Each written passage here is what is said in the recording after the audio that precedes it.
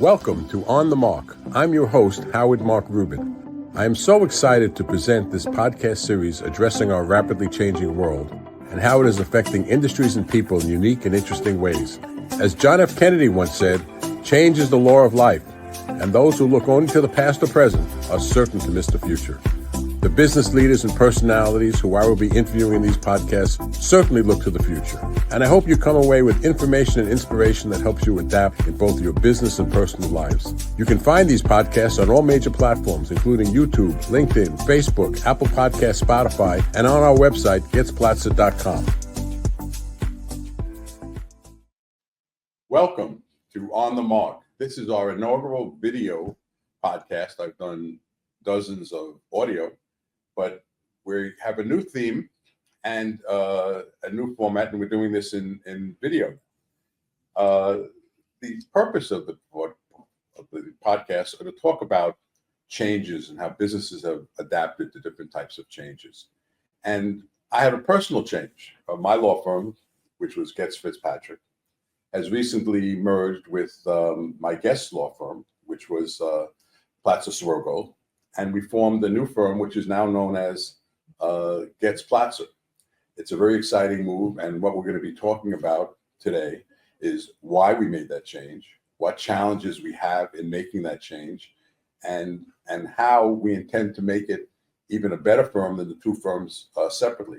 These two firms, both of them, Goetz Fitzpatrick and Platzer Swergold, are firms that are over 50 years old. And they had challenges. They had challenges of aging partners. They had challenges of practice areas. They had challenges of rainmaking. And this merger was for the purpose of making a stronger firm that, instead of going down, is going up and providing clients a better product and help us to build the firm. And my guest today, Howard Jaslow, is the primary partner, or the main partner in the part of the firm that used to be Platzer Swergold, which is now Goetz Platzer. And he's one of the premier rainmakers in New York, which is one of the reasons that I was attracted to him, other than his good looks. My good looks. Yes. Personality. But his ability and his reputation in the industry was unparalleled. So Howard, I want to welcome you to the podcast today. Thank you, Al. And what we're going to start to talk about is why we did a merger. What on my side of it, on our side of the firm, we had a broad practice area, but we had partners who were getting a little older, some partners that retired, and we wanted to make sure that if we're going to the next generation, remember both of our firms, the family partners are no longer here. Peter Goetz passed away a few months ago. Sidney Platzer has been long retired. And we're in the second generation. Both of us are in second generation of our firm, and we want this firm to continue into the third generation. So what we were looking for on our side of the ledger was to bring in younger partners, to bring in practice areas that we could strengthen and grow with, and rainmakers such as you, who could excite and bring more to the table. What were you looking for in a merger partner? So I would first of all, thank you for having me on the market. I certainly appreciate the opportunity. Platzer Swergold was one of the oldest bankruptcy boutique firms in New York City. And we grew the practice to include various financial institutions. However, we didn't have enough of the additional disciplines that you have offered us with the merger. We didn't have trusted estates, we didn't have labor, we didn't have landlord-tenant, we didn't have insurance, we didn't have a large enough corporate department. So on a daily basis, I would get calls from clients, and they'd say to me, can you handle a labor issue? Can you handle a trusted estates issue? And I found that I was giving out more work to other firms than we were able to handle in-house. So one of the most attractive things with the merger was that you had a larger bandwidth of legal practice. Well, all those were very valid reasons for wanting to do this, and frankly, it just wasn't practice areas. When you're looking to talk to someone about a merger, it's a very complicated thing. I know so many firms, particularly smaller firms, We were both in the 20s. Now we're a firm of over 40 people. But it's a lot of the culture issues, a lot of the personalities of the people involved, and merging those things are very difficult, generally. Frankly, what attracted me to you after we had some discussions is I just liked you very much. Thank you. I appreciate that. I just think that it's important after practicing so long. You don't have to love everyone you work with, but you want to have more than just respect. I have partners that I respect, but necessarily wouldn't be friends. With you, every time I come into my office in the morning, I have a smile on my face because I never know what you're going to do or what you're going to say. Yeah. But I know that you have this. That's good or bad. That's true. That is good. But I know or you bad. have a great heart, Thank and you. I know that I can trust you on a business sense. That that you're just coming from the right place, and that's important, particularly when you've had situations, and both of us have had situations where we brought in people into our firms, and they've made certain promises, and they were going to do this, and they were going to do that, and it didn't work out for a lot of reasons. We both had painful situations. I won't go into those situations, but it's important that you can trust and that you actually like going into work. At this point in my career, when I go into work, I want to be happy about going into work. I want to enjoy the people I'm working with. I want to be excited about what I'm doing. And that's something that I got, with you, with your team. And I certainly agree with you. You want to come to work and enjoy what you're doing and enjoy the people that you're working with. So I certainly agree with you, and I feel the same way. But in addition to that, some of the other issues that you and I discussed, which was very important with the merger, is reducing the general overhead of the firms, reducing duplicative staff, rent, office supplies, insurance, and things along those lines, so that the new firm would be more profitable. And I think that we're accomplishing that. And I think that we're going to succeed. Well, it's certainly true that on the economic level, one of the big advantages of the merged firm is that we're able to get more bang for the buck from our support staff, from our vendors, and that has certainly been a major savings. And those savings, because they're basically fixed costs, come off the bottom line. So that means that the partners of the firm are actually benefiting, if not dollar for dollar, but close to dollar for dollar from those savings, such as in rent, that we both had tremendous rents. Now we're in one space. In terms of a lot of our vendors, we're able to save money because we're ordering from one place and we're getting one thing done. That we have certain vendors that we don't need anymore, certain personnel that we're doing duplicative types of things that we don't have to worry about anymore. So certainly there's the economics of the merger helps. But it also trickles down to our staff. We're able to offer our staff more benefits. Right. There'll be more cash flow in terms of bonuses and raises, and happy staff, happy life. Well, that's correct. We want a happy staff. We want happy associate attorneys, and we want not just me to be happy going to work every day. We want everybody to be happy to go to work every day. We want people to look at this as a place that they want to be, not a place that they have to be to pay their rent. And that's the attitude that we're going into. And we try to be sensitive to what our staff needs are and what our attorneys' needs are, to a point. But then there's issues. I want to go into the cultural issues a little bit. For instance, pre-COVID, there was no doubt that everybody, particularly attorney staff, everyone would be in the office 5 days a week. Since COVID happened, a change has been made. I like to tell the story. Pre-COVID, when I would interview an associate, they would want to know how much money am I going to make, and they'd want to know what's my chances of advancing. Now, the number one issue seems to be how many days a week do I got to come into the office? So this is a cultural issue that I find it interesting. I don't know if you find it the same way, that the older attorneys want to come in 5 days a week, and the younger attorneys are the ones who, because they have obligations at home or they've just gotten used to it, they're looking to come in less than 5 days a week, sometimes 3, sometimes 4. What was the culture at the Platzer firm? Well, pre-COVID, the culture was that if I walked out of the office at 6 o'clock, every associate was in the office, working and coming in on weekends, and they were working as hard as possible. Post-COVID, and I'm old school, I believe that an associate can't really progress if he's not in the office, able to walk into my office, discuss legal issues, discuss problems that he might have on a case. And it's very hard for me to get on a phone, track down an associate, and discuss legal issues on the phone. I'm not a very big Zoom person.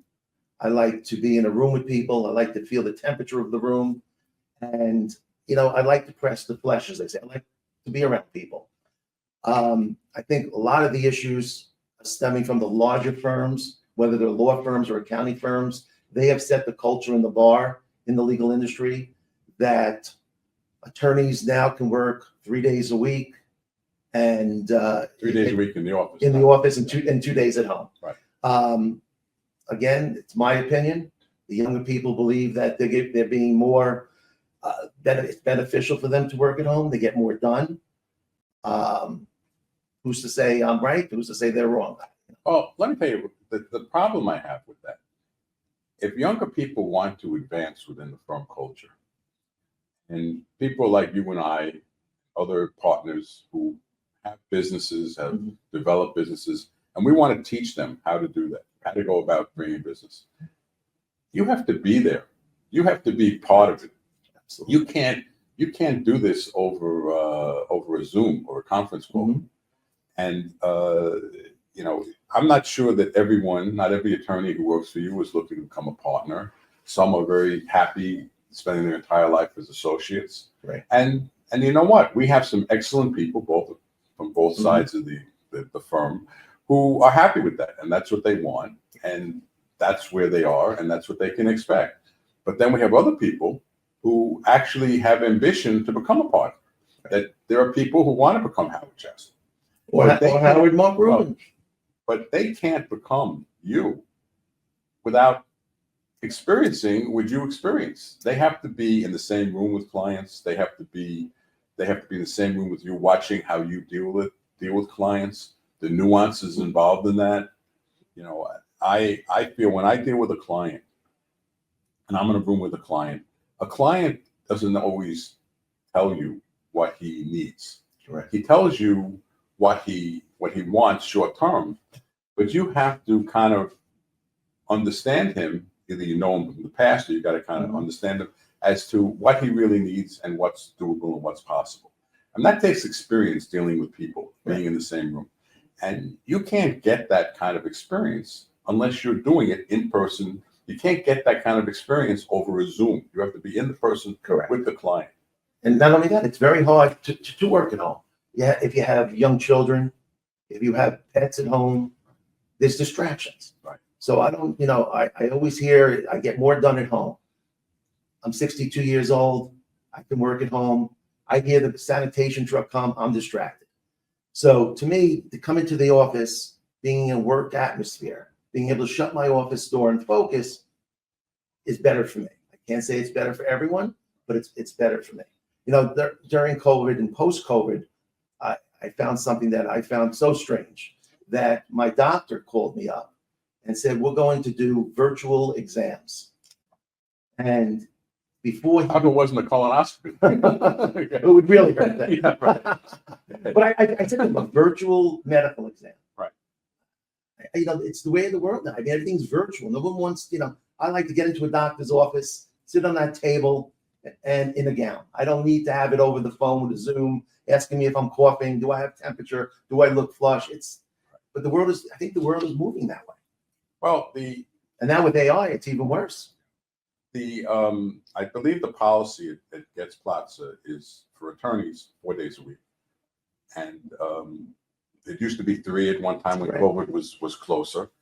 And people have different needs, and maybe that's going to work. I don't know what it's going to be in the future. I think some clients don't like their attorneys working remotely. They want to know that they're Right. in the same place. So I'm not sure if the bigger law firms are going to be able to tolerate that because the clients are putting pressure on them. But you know, we have to be more flexible. We're in a world Yes. that is that requires us to be more flexible, and we've adjusted to that. And we have younger partners who are closer in age Mm-hmm. to the The associates associates, yeah. and the staff, and they're more in tune with the needs of having more time off during the week. But you know, where they lose out is the rainmaking ability, because a firm is only as strong as how much business the firm has. So that's why a firm like ours puts emphasis on originations, Mm-hmm. on going out and getting business. Because if you're not going out and getting business, there's nothing to do. So that's why someone like you, a senior partner, your main focus is to make sure that clients are happy, existing clients, And that they're getting the quality work, and they're getting the quality work. that they Right. expect from both our firms. Right. Because as we both know, it's much easier to keep an existing client than to go find a new one. Mhm. It's much easier to make sure a client is being serviced well, and then you'll get referrals from that client. You'll get more business from that client. That's the way to build a practice, rather than constantly have to be out there and getting new clients. Because if you're losing clients and then bringing in someone to replace that client, it's a There's very no net tough gain, way. yes. Yeah, there's no net gain, and it's a tough way to do it. And they have to understand that. That's why in our firm, I think both of our firms have this practice. We give associates a percentage of what they bring in. Now, we don't do that because we need their business. It's an incentive. It's an It's an incentive to incentive. perform and to perform well. Well, it's not only an incentive, I think, it also teaches them that you have to be adaptable to clients if they have their own client. Like, I have many associates who've come to me and say, boy, this client's a really pain in the neck. I don't want to have to deal with this client. He's a problem person. Well, if it's their client and they see that it's not so easy, and sometimes you have to deal with difficult personalities or people that just are not doing what you think they should be doing, then you can understand better what it means to dealing with clients, because we need to be able to teach our associates Mhm. on how to deal with clients effectively. That's an important part of the Well, practice. I think that young associates need to know that they're only as good as their last case. So you can have a client for 10, 15 years, and all they're going to remember, and rightfully so, is the last matter you handled for them. I always tell my associates that you have to give 110% on every single case. I also have a rule that responsiveness. I have a 24-hour rule. If a client emails you or sends you a text message or calls you, 24 hours, you have to return that message. You know, I find that's not true for you. With you, it's like a 1 hour rule. You get That's back to pushing it. people. I like to do it in 15 minutes. Right. But, But you know, and the quicker that you do it, the better. I tell a story to associates that when I was a young associate, I was working for a law firm, and I thought I was a big shot. I was handling collection cases of Right. hundreds of thousands of dollars, which were big dollars back then. And one of the senior partners came to me and said, this client, who I had collected probably a few $1 million for, wanted me to go to small claims court in Westchester because his wife had a dispute with someone who put in vertical blinds in the house. Okay. And it was a small claims court matter. And I was insulted. I said to the partner, what are you setting I up have the to go skates. I have to go into small claims court in Westchester. You know, I'm a lawyer. I do all this for him. This is not something I should be doing. And he said to me, this is the most important case you're going to have. And he was right. The client would never call me about the hundreds of thousands of dollars cases that I handled for him. But because this is bugging his wife, he'd call me and know what's happening with this case. This is what was important to the client. Mhm. And if you want to keep a client happy, you have to do those things sometimes. I don't know if you've had that same kind of experience. I treat every client. I have clients since 1989. And I treat every client like their family, or at least I try to. Friend, family, because you're dealing with clients hours a week, hours a month. And I spend more time with clients than I actually do with my family. and I enjoy my client base, and I enjoy the clients that I have Just cultivated. so I don't get you in trouble, you also enjoy your family. I love my family. Okay, we just want to make I sure. love my family. In case they're watching, I want to make sure that's on the record. I love my family, but I have instilled the same work ethic in my boys Right. that I have. Right. And you come around once in this work, and you want to have a reputation of caring about your clients. What my clients feel is important, I feel is important. I will fight as hard as I can, and I instill that in all our associates. I am a very bad loser. I don't like tolerating losing. It's not a good trait, but that's what I instill in my associates as well. And I think both firm cultures believe in that as well. Well, one thing that's important is managing clients' expectations. So, you're not going to win every case, because sometimes you have a terrible case. Sometimes you have a great case, some are terrible. My clients don't have terrible cases. Well, some of mine do, unfortunately, and those are the cases you want to settle. Right. You got to know when you should be settling, because you want to get the best result. There's a You want cost to get benefit. the best result. Cost benefit. Right. You want to get the best result, not necessarily trying to win every case, because if you try to win a case that's unwinnable instead of trying to settle it, the client's going to lose, and then the client's going to be upset about it. I think it's part of the job to try to do that. Another thing that I like about you was we had a situation recently where one of our clients was trying to change who was doing their financing, and they were with one financing company and they were going to another one, and we were able to get them some accommodations from the first company, because they happened to be a client of yours. Now, instead of viewing it as a conflict, we viewed it as an opportunity. And both firms, someone on your side and someone on our side, we worked together with the various clients, because they weren't really at cross purposes. They just had different interests. And we got a great result. Yes. And we looked at it as not an adversarial situation, but as an opportunity. And I think both clients at the end were happy with what happened with that case. We had another case where I'm a firm believer is I don't want to be looked at by a client as just an expense. I want to be looked at as someone that's helping their business. That's someone that's helping their growth. It's value added. So recently, I had a new client who was in the lending business, and I wanted to introduce him to you because we wanted to get more into business. But you went a step beyond. You said, you know what? I can introduce you to other people that you can do business with. That's very important, because what you're saying to this person is that I just don't want to send you a bill at the end of the month for services rendered. I want to help you grow your business. I want to make things better for you. Mm-hmm. And I think that's a critical element of the practice. I think it's one of the reasons that you've been so successful, because you understand that. Well, it goes back to creating friendships and bonds with your clients. You want to help. I always found it has to be a two-way street. Right. You can't just represent, especially when you're representing financial institutions. It has to be a two-way relationship. If a loan comes across my desk, an account comes across my desk, I'll make calls to my client and say, can you do this loan? Do you want this depository relationship? It must be a two-way street. There's too much competition. There's too many law firms out there that can give quality work, but you also have to take it a step further to show that you go beyond just being an attorney-client, relationship. Right, because there are situations where sometimes you have to do things for clients that you normally don't really want to handle a certain kind of case, but you've got to do it.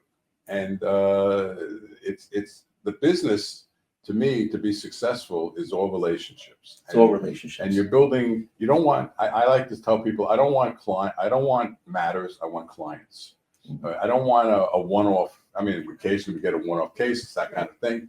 But what I'm most attracted to is building clients. Right. And you're not in it for just one matter. Right. You're in it for the overall relationship. And we both have clients that have been clients for in some cases, decades. Mm-hmm. And sometimes a good client. I had one associate said to me once that, why do you give so much attention to this client? He gives us very little business. He gives us small cases. They're not big cases. But that client refers other clients who give us bigger cases. Right. So that's an important client. I'm going to be very attentive to that client because he's a referral source. Right. it's not just, and you have to, that's how you look at it in terms of the business sense of it. And a lot of younger lawyers don't look at it. They're just looking at it from a tunnel vision of the case they have. This is not such a great case. Why are we bothering with this case? You know, one of the reasons why I was very excited about the Spurgers, because you and I have a very similar mindset. Right. And you have a better sense of humor than I do, but we have a better mindset. You're better looking, right? I don't know about that. But we have a very similar mindset. And I agree with you. You know, when I started practicing back in 1989, I met my first banking client in court. I was just out of law school, walked into a courtroom, first time, and in the back of the courtroom was this woman. May she rest in peace. She passed away, and she was my first client. I walked out of the courtroom. She said to me, "I like your style, young man. Give me a call on Monday." And from that one client, I was able to build that up and create great friendships over the years with maybe 10 to 15 different financial institutions, all because you provide great service. You become friendly with your clients. You got to get good results, and there has to be a value in the sense of what you bill and what they receive.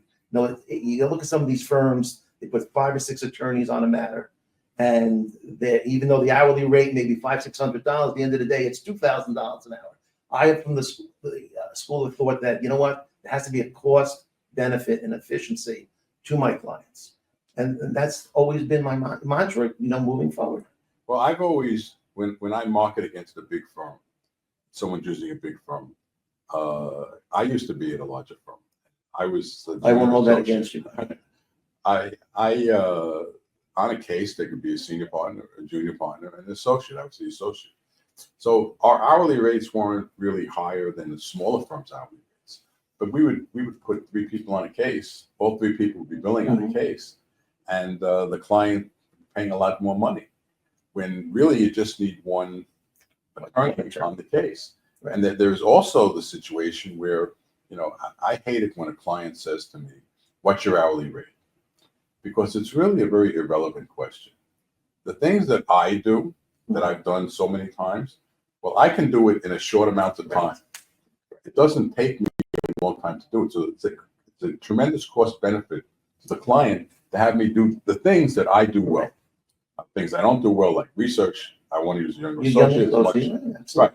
Absolutely. But, you know, the client has to understand that I can give this to someone else to do, and their hourly rate may be half of mine. But it's going to take them 3 times longer to do, and then I got to review it anyway. So you're getting a cost benefit analysis by paying the higher hourly rate. Because of your years of knowledge. Absolutely. I remember many years ago, I walked into court, straightforward motion for summary judgment, and the opposing counsel comes in with 3 attorneys.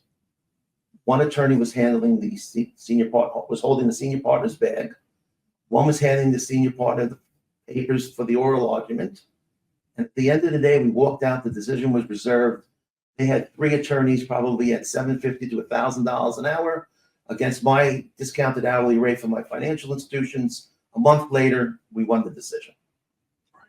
And there's just no need to overstaff any matter. There really isn't. It's not fair to the client, and it's just doesn't make good business sense in terms of what you said, having a long-term relationship with the client. Because they're going to see it. They're going to see $1,500 for the same hearing per hour against my $300, $400 an hour. Another thing that annoys me in litigation, which I don't really at this point in my career do much litigation anymore, is that attorneys get very hostile in litigation.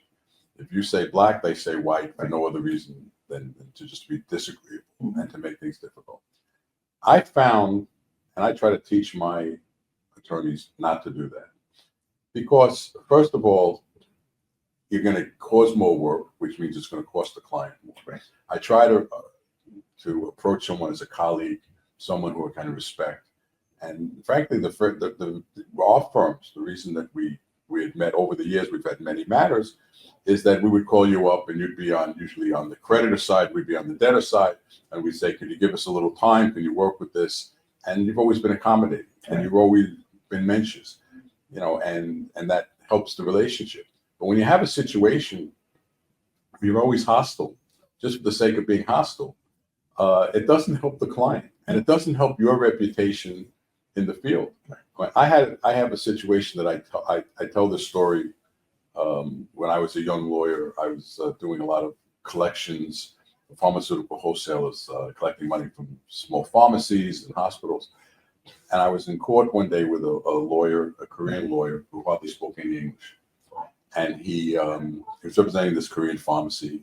And I don't remember what happened with the case, but I said to him afterwards, I said, look, I know it's difficult. You're a single practitioner. If you have any questions that I can help you with, please call me, and I'd be happy to help you, Right. When we resolved it.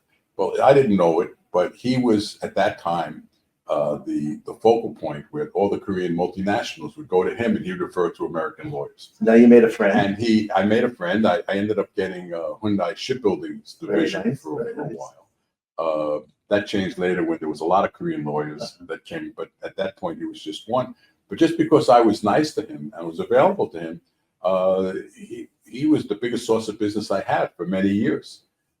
And that's making friends. So Because that's your personality, even outside the office. You have a large group of friends. You're a very personable person.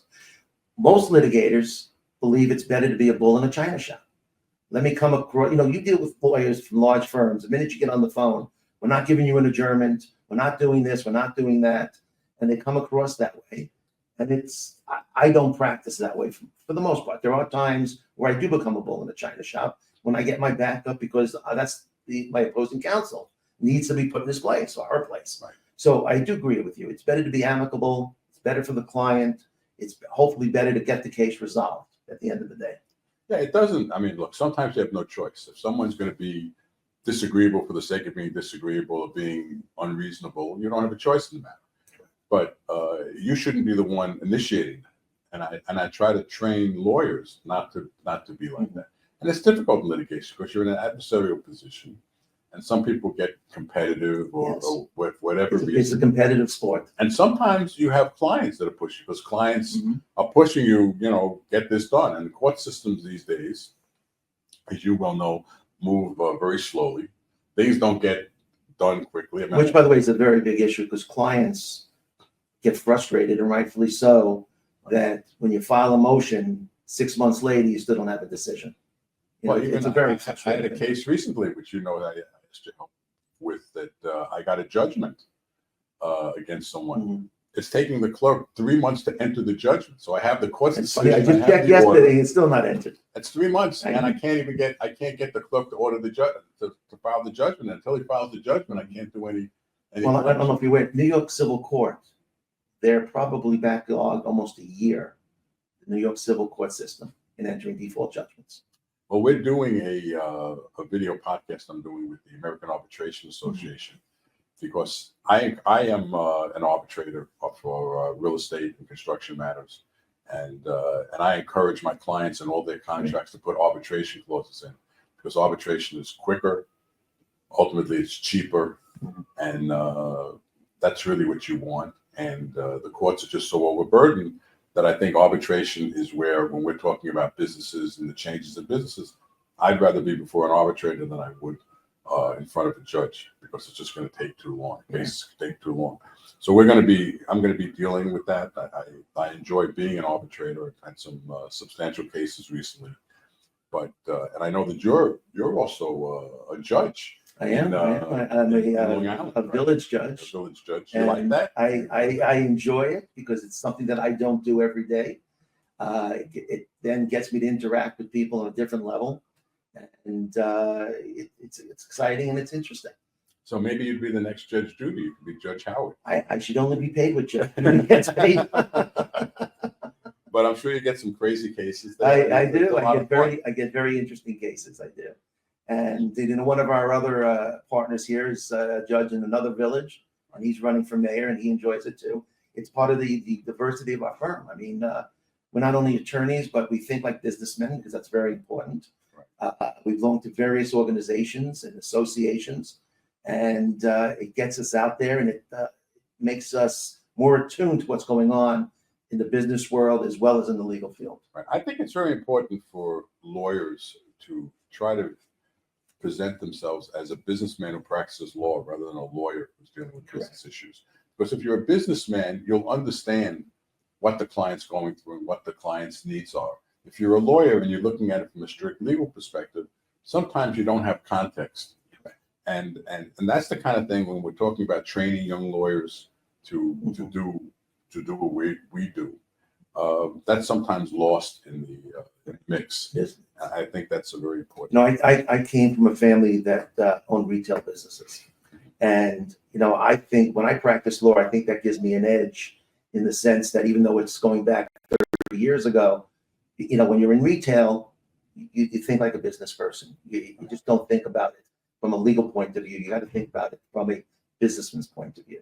Because at the end of the day, we're all in business. We're all in business, and our clients are in business, and we want to get them the best result at the cheapest price, at the least expense to our clients. Right. There's nothing more frustrating to me that we take a case and we're billing it on an hourly basis, and all of a sudden maybe the case is $100,000 case, and the legal fees are up to $125,000. How do you explain that to a client? Sometimes it's unavoidable, but as a business person, it's very difficult not to make adjustments to the bill and take that loss, because all we're selling is our time, really. But you have to make adjustments because absolutely. And I get calls. A client calls me up. They want to go over the bill, and it goes back to what you said: building relationships. That we're not in it for one case, and I will sit down with the client. We'll go over the invoice, and we'll make adjustments to make sure that they're happy, and it's fair both ways. But again, that goes to what you said: building relationships. Not one case. We're not going to try to do one case. It's here for the cases moving forward. See, that's why I'm so optimistic that Goetz Platzer is going to be a very strong merger and a firm that's going to grow, because in terms of philosophy of law, we have a similar philosophy. Right. We approach it the same way. We approach it as business people. We want to service the clients. It's great that you're a terrific rainmaker, one of the best I've ever seen, and you can bring in business from all our practice areas, and you're just great that way. But it's the philosophy of how you do it rather than what you do that I think is important to building a strong, firm foundation that's going to last not just through our generation, but I want it to last through the next generation. And hopefully they're going to learn, if we can get them to come into the office. If they're not going to come to the office, that's going to be a problem. When you say rainmaking, it's not even a question of rainmaking. It's a question of providing your clients with the best service, being available. My phone is by the side of my bed, and I have clients call me up all hours of the night or send me emails and text messages. I will respond right away. And that is a very important aspect of being an attorney, trying to build up relationships, trying to build up books of business. You got to be there for your clients. You got to give them the service that they deserve and that they want. And the business comes in if you provide the service, you provide a very good service at a fair price, the business will come in. You just got to be there for your client. But whether they're bringing in the business or they have to be able to service the business in a way that at some point, if I want to slow down or I don't want to have as much client contact, or God forbid something happens to me, that they have to be able to make the clients feel comfortable that they can be the main person. It's different than to be the guy that does the work. They have to feel that this is the business judgment. I mean, I like to tell a lot of stories. I tell a story that I had an associate who worked for me who did a terrific job for this client, collected a lot of money. And the client would only speak to me 3 or 4 times a year. When he had a business issue and he wanted my business judgment, he would call me 3 or 4 times a year. And when the attorney decided to leave, he expected this client would go with him because he was very successful. He only spoke to me a few times a year. And the client just wished him well. And 6 months later, I saw this attorney at a conference. Now he left for another. He said to me, I don't understand. How come this client didn't come with me? You only spoke to him a few times a year. And I did such a terrific job for him. And I said to him, because he knows that I can get someone else to do what you do. Right. But you're replaceable. You're replaceable. I can get someone to do litigation, but his feeling about my business judgment that I was giving him, that was more valuable to him. because that was not so Right. easily replaced. Right. And he knew that you couldn't do that, but I can get someone to do And it. you knew you were overseeing the work. Right. Right. I mean, I like to micromanage my cases. It's not a good trade. I'm the first to admit it. But I'm probably copied on every case my associates handle. I read the emails. I make sure that their responsiveness is what meets the client's expectations. And I do micromanage the cases. I'm not saying that my associates like that at all, or my colleagues like it, but I care more about what my clients feel than my individual associate. And I think you're the same way. When you say that you're working with someone, you're still overseeing it. Right. And that's a very important thing. And, that's why I'm so optimistic for this merger, and I'm very excited about it. So far, there is the clients have been excited and happy about it. I think the staff has been excited. Mhm. Our attorneys are all happy about it. We have a lot Yes, more yeah. energy in the office, and I think we're getting people to come in more days a week, Yes. which I think is a good I hope at the end of the day that is the case. Anyway, I'm gonna close this up. It's been a very fruitful conversation. Thank you. I think that I enjoy working with you. I'm hoping It's a to do mutual, it for- is mutual. I want to do it for a long, long time. Absolutely. I wanted to thank you. No. I think it's been a very informative and inspirational podcast to tell people what we do, Right. and what we want to achieve, and what they should want to achieve as lawyers. And I'm very excited about our So future am I. together So and the am I. future of the firm. Thank you. If you do invite me back, the only thing I'm going to ask is that you wear your headset. I I'm was gonna wear looking forward to the headset. Well, the headset I do for remote. When you're in the same room Well, we with don't me, do that? I didn't Okay. want you to think I had a headset and you don't. Have a Oh, headset. I'd have to get you a headset. You would, but I'm Anyway. looking forward to it. Thank you. My pleasure. Thank you. Thank you. I hope you enjoyed this episode of On the Mark. I started this podcast by quoting John F. Kennedy and would like to end it with quoting one of my favorite baseball players, Nolan Ryan. Enjoying success requires the ability to adapt. Only by being open to change will you have a true opportunity to get the most from your talent. I wish you success in staying ahead of the curve instead of behind the 8 ball. Thank you for tuning in.